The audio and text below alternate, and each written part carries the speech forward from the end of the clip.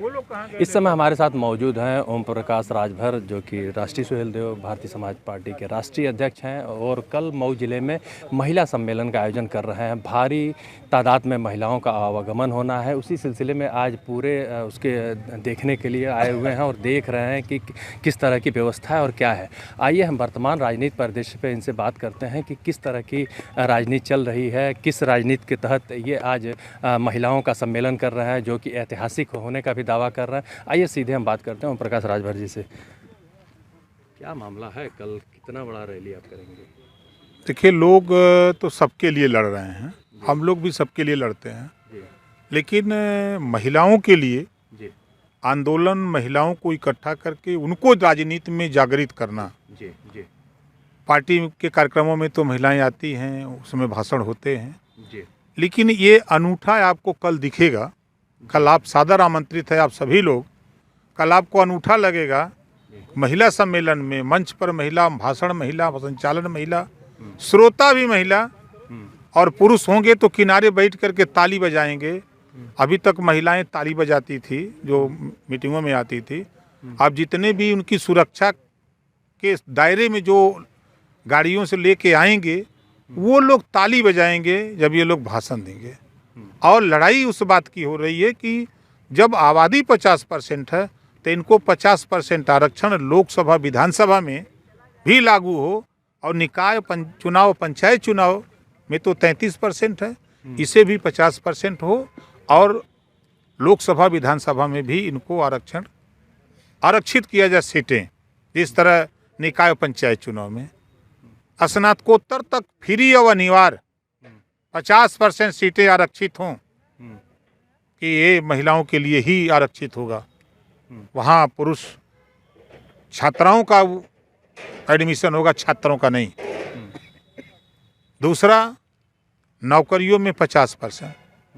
जब राष्ट्रपति की कुर्सी पर पढ़ करके, मेहनत करके राजनीति में राष्ट्रपति की कुर्सी को सुशोभित कर सकती हैं, तो फिर दरोगा, डीएम अभी जो कुछ दिखाई दे रही हैं, तो ये 50% कैसे आवे, इसके लिए 50% आरक्षण नौकरियों में भी आरक्षित किया जाए। इसके लिए इनको हम लोग कल जागृत करने के लिए कि आप लोग अपने हक के लिए लड़ो, हम आपके साथ हैं। किस वर्ग की महिलाएं इसमें ज़्यादा रहेंगी? इसमें अहिर, गडेरी, कुनबी, कोयरी, भर, चमार, मुसहर, धोबी, कटिक, पासी, केवट, बिंद, मल्लाह, जुल्हा, दुनिया, अंसारी, शेख, सैयद, पठान, चौहान, ठाकुर, ब्राह्मण, बनिया, लाला, आरा, कर्क, बंसी, बंजारा, बहेलिया, खंघार, सब जाति के लोग आएंगे, कोई बची नहीं। हम दिखाएंगे आपको खड़ा करा करा के।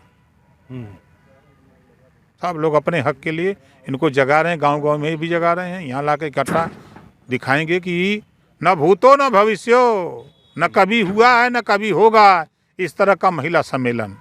मंच पर भाषण महिलाओं का, संचालन महिलाओं का, गीत महिलाओं का, और श्रोता भी महिलाएं होंगी। अच्छा, चलिए, आपने गीत का नाम लिया है तो गीत पे ही आते हैं। एक बाबा जी भी नाराज़ हो गए, एक फिल्म में गीत आई है बेशरम रंग, और उसमें जो है शाहरुख खान जो है दीपिका के साथ नाच रहे हैं और भगवा पहना दिए हैं।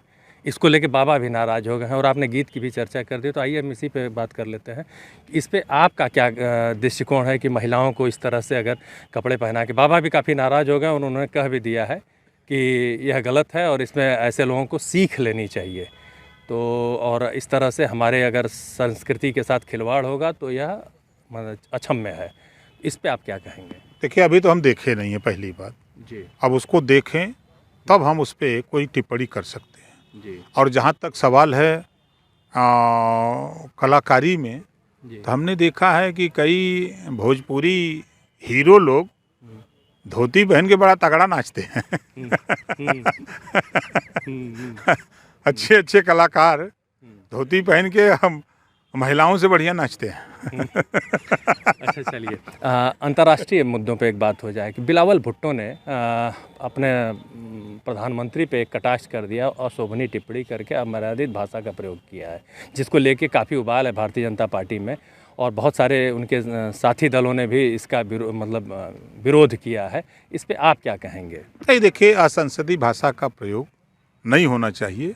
अगर जोश में होश खो दिए, बोल भी दिए, तो फिर जैसे आपके चैनल पे ओम प्रकाश राजभर जैसे लाखों लोग आए और गए, तो जब वो बोल देते हैं, जब आप लोग दिखा देते हैं, तो फिर वो कहते हैं कि तोड़ मरोड़ करके दिखाया जा रहा है। तो फिर वो नेता जब दबाव बनता है तो नेता कहते हैं हम माफ़ी मांगते हैं, अब आइंदा ऐसी गलती नहीं करेंगे। अगर जिन्होंने ऐसा किया है तो उन इस बात की हम निंदा करते हैं, ऐसा उनको नहीं करना चाहिए, और कहा है तो उनको माफ़ी मांगनी चाहिए।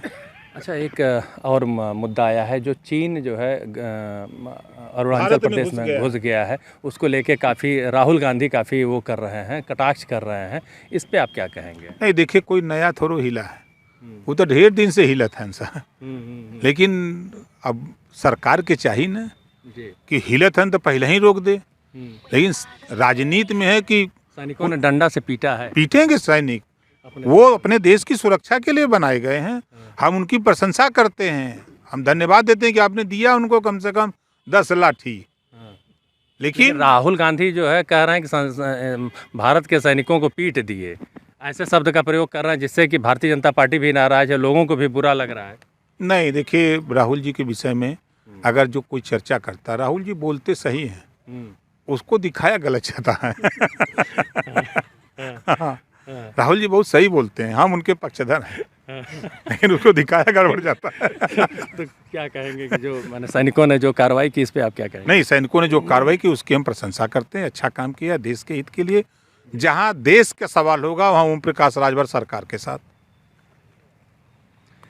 तो ये थे ओम प्रकाश राजभर जी, जिनका कहना है कि जहां देश का सवाल होगा वहां हम पार्टी के साथ हैं, सरकार के साथ हैं। ऐसे में ये देखना होगा कि कुल मिला के ओम प्रकाश राजभर अपनी राजनीति किस पार्टी के साथ लेके जाएंगे। फिलहाल में कल के महिला सम्मेलन के बाद यह कंफर्म हो सकेगी। राहुल सिंह, एबीपी गंगा, मऊ।